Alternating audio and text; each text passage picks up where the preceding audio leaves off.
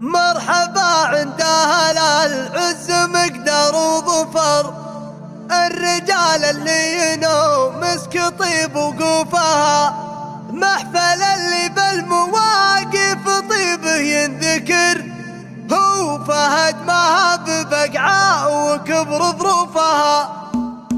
مرحبا حياكم الله على عرف وقدر، كل ما جت الرياسي اليوم محتوفها. مرحبا عند أهل العز مقدر وظفر، الرجال اللي ينو مسك طيب وقوفها، محفل اللي بالمواقف طيبه ينذكر، هو فهد مهب بقعاء وكبر ظروفها. في فهد لا من تعاس وانت من عز وفخر، ما يفكر بالليالي وشي نصطوفها، ما يكفي في فهد فالمواجب الشعر، مدته ما تحسب حساب الأسلوب، هو ابوها اللي من الطيب مقلط الصدر، كل ما جت الرياجيل اليوم محتوفها. مرحبا عند أهل العز مقدر وظفر، لو بدل يديه من جيبه مصروفها، والعظا مقروم قوم يشد بهالظهر، والخوال اللي تجاب من الكبار وصوفها،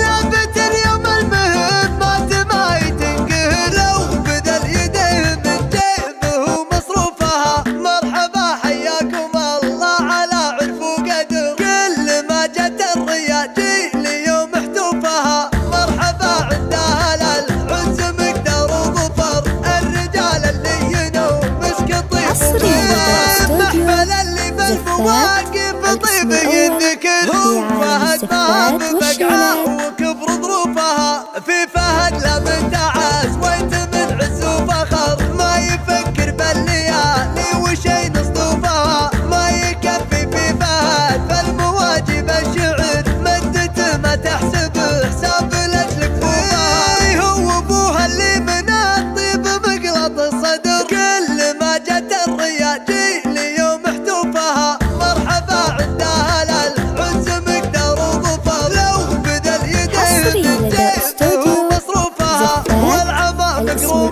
قوم يشد بهالظهر،